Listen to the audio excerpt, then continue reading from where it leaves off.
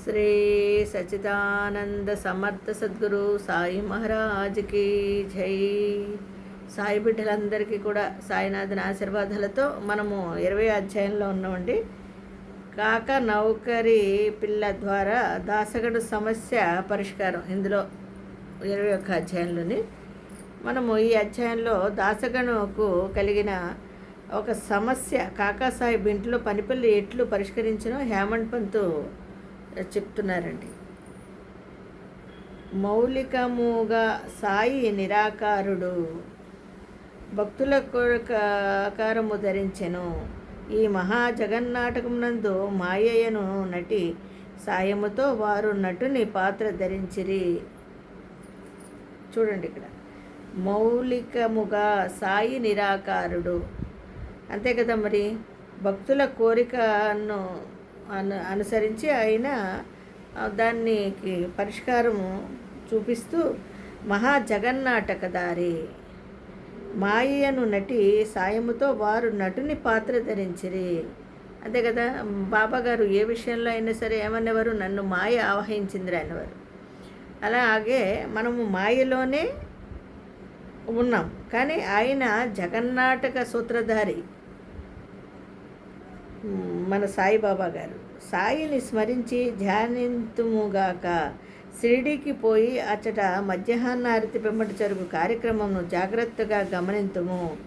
ఆరతి అయిన పిమ్మట సాయి మసీదు బయటకు వచ్చి గోడ ప్రక్కన నిలిచి ప్రేమతోనూ దయతోనూ భక్తులకు ఊదీ ప్రసాదమును పంచిపెట్టుచుండిరి.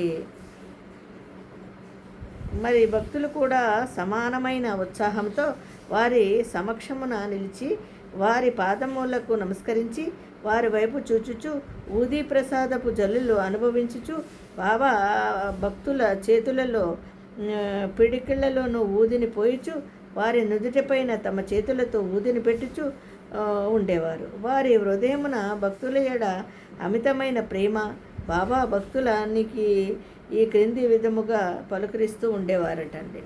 బాబా గారు ఎప్పుడు మసీదుకు దగ్గరగా ఉండి ఊది అంటే మన దునిలోని ఊదిని తీసి అందరికీ కూడా నుదుటిని పెట్టి నోట్లో వేస్తూ వాళ్ళ దోశల్లో పోస్తూ అలా ఊది ప్రసాదాన్ని పంచిపెడుతూ ఉండేవారు.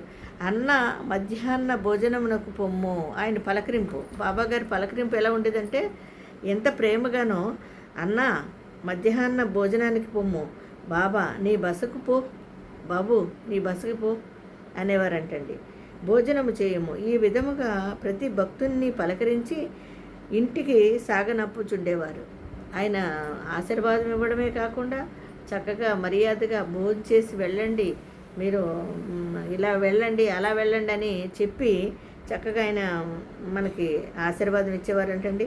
ఇప్పటికీ అది ఎంతయు ఊహించుకున్నచో ఆ దృశ్యములు తిరిగి చూసినంత ఆనందముగా ఉంది మనకి. ఇప్పుడు నిజమే కదా, మనం నిజంగా అనుభవిస్తున్నామండి బాబాగారి యొక్క ఆశీర్వాదాన్ని. ఈ విధంగా మనం ఎప్పుడూ అనుభవిస్తూనే ఉన్నాం. ఇప్పుడు కూడా ఆయన శరీరం లేకున్నా కూడా భౌతికంగా మనము ఇవన్నీ కూడా అనుభవిస్తూ ఉన్నాము బాబా ద్వారా. వారి పాదములపై పడి సగౌరవముగా ప్రేమతో వినయముగా సాష్టాంగ నమస్కారం మరొంచుచు ఈ అధ్యాయంలోని కథలను చెప్పేదాము. ఒక కథని చెప్పుకుందామండి. ఈశావాస్య ఉపనిషత్తు. ఒకప్పుడు దాసగను ఈశావాస్యోపనిషత్తుపై మరాఠీ భాషలో వ్యాఖ్య వ్రాయటకు మొదలెడాను. మొట్టమొదట ఈ ఉపనిషత్తు గురించి క్లుప్తముగా చెప్పేదము. వేద సంహితములోని మంత్రములు గలదగుటచే దీనిని మంత్రోపనిషత్తు అని కూడా అందరు. వేద సంహితలోని మంత్రములు అంటండి గలుగట చేత దీనిని మంత్రోపనిషత్తు అని కూడా అంటారు. అంటే ఈశావాస్యోపనిషత్తుని ఈ విధంగా మంత్రోపనిషత్తు కూడా అని అంటారు. అయితే ఇందులోని యజుర్వేదములోని 40వ అధ్యాయమగు వాచసనియే సంహిత యుండుట చేత, అంటే 41వ అధ్యాయమగు వాజసనీయ సంహిత యుండుటచే దీనికి వాజసనేయ సంహితోపనిషత్తు అని కూడా పేరు. దీనికి చూడండి, 40 అధ్యాయంలో వాజసనేయ సంహిత యుండుటచే దీనికి వాజసనేయ సంహితోపనిషత్తు అని కూడా పేరు ఉందంటండి, మనకు తెలీదు. ఈ ఈశావాస్య ఉపనిషత్తు అని మాత్రమే మనం తెలుసుకున్నాము. ఇందులో చక్కగా మనకి పరమార్థాన్ని కూడా బాబా గారు వివరించారు. సంహితోపనిషత్తు అని కూడా దీన్ని అంటారంటండి. మనం దీన్ని కూడా తెలుసుకోవాలి. వైదిక సంహితలుండుట చేత దీనిని ఇతర ఉపనిషత్తుల కన్నా శ్రేష్టమని భావించెదరు. దీనికి ఒక ఉదాహరణ కూడా ఉందట.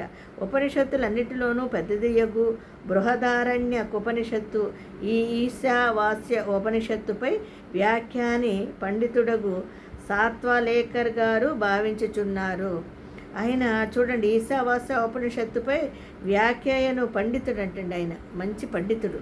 ఆ పండితుడు ఆయన చూడండి ఎంత గొప్పగానో సాత్వలేకర్ గారు, ఆయన పేరు సాత్వలేకర్ గారు భావించారంటండి. ఈ విధంగా ప్రొఫెసరు రానాడే గారు ఇట్లా అనుచున్నారంటండి.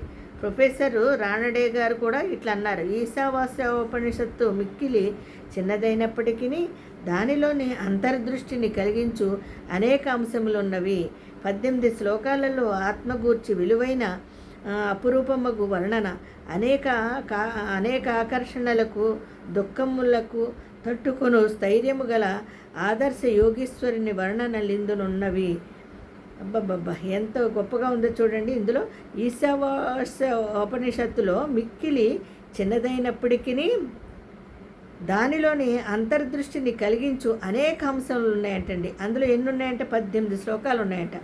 ఆ 18 శ్లోకాలు కూడా ఆత్మ గూర్చి విలువైన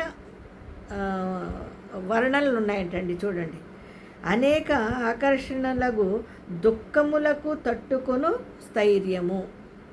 దుఃఖానికి మనము తట్టుకోవాలి.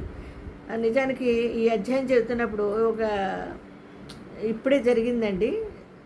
మా మనవరాల్ని నేను ఇక్కడ విజయవాడలో గోశాల హాస్టల్లో జాయిన్ చేశాను. అంటే ఈ బంధాలతో మనకి ఇప్పుడు ఈయన అన్నారు కదా, దుఃఖములను తట్టుకొని స్థైర్యము గల ఆదర్శ యోగీశ్వరుని వర్ణనలిందున్నవి అని.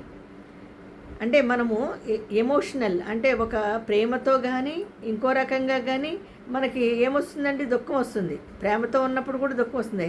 అదేంటంటే దుఃఖం అంటేనే బాధతో ఉంటేనే కాదు, ఆనందంతో ఉన్నప్పుడు కూడా దుఃఖం వస్తుంది కదా.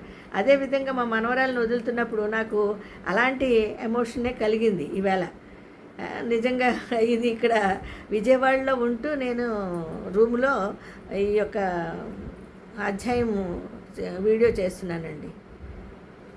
మరి ఇలాంటి బంధాలు కూడా మనకి బాబా గారు ముడిపెడుతూనే ఉన్నారు.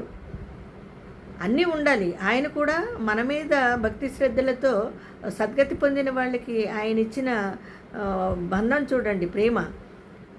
కన్నీళ్ళు కూడా పెట్టుకునేవారు బాబా గారు.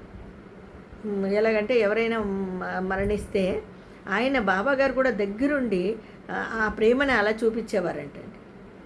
అలాగే ఆయనకి ఇష్టమైన వాళ్ళు ఎవరైనా ఉన్నారు అంటే వాళ్ళు కొంచెం వెళ్తున్నారన్నా కూడా ఆయన ప్రేమ అలా ఉండేదన్నమాట. అంత భక్తిగా, అంత ప్రేమగా ఉండేది. అదే మానవ జన్మ ఎత్తిన తర్వాత మనకి ఎలా ఉండకుండా ఉంటుందండి? అది ఉంటుంది, అది ఉండి తీరాలి కూడా. అది అందులోనే ఈశావాస్య ఉపనిషత్తులో ఇంత పరమార్థం ఉంది. మనం ఈశావాస్య ఉపనిషత్తే కదా అని చెప్పి చాలా వరకు సింపుల్గానే విన్నాను నేను కూడా. ఇంత లోతుగా వెళ్ళలేదు. వెళితే ఎంత పరమార్థం ఉందో చూడండి ఇందులో. మరి దుఃఖములను తట్టుకొని స్థైర్యం గల ఆదర్శ యోగీశ్వరుని వర్ణనలు ఇందున్నాయి. తరువాత కాలమున సూత్రీకరింపబడిన కర్మయోగ సిద్ధాంతము ప్రతిబింబమే ఈ ఉపనిషత్తు. చూడండి, అందులోని సూత్రీకరింపబడిన కర్మయోగ సిద్ధాంతము ప్రతిబింబమే ఈ ఉపనిషత్తు. తుదకు జ్ఞానమునకు కర్మలకు సమన్వయముగానున్న సంగతులు చెప్పబడినవి. ఈ జ్ఞాన మార్గమును కర్మయోగమును సమన్వయము చేసి చెప్పుట ఈ ఉపనిషత్తులోని సారాంశము. ఇంకొక చోట వారిట్లనిది, ఈశావాస్య ఉపనిషత్తులోని కవిత్వము, నీతి, నిగుడతత్వము, వేదాంతములు కూడా మిశ్రమించబడి ఉన్నాయంటండి. అందులో కూడా మిళితం చేశారంట. మరి ఈ వేళటికి 20 అధ్యాయంలో ఇంతవరకు చెప్పుకున్నామండి. రేపు కథ మరి చెప్పుకుందామా? సాయిరామండి.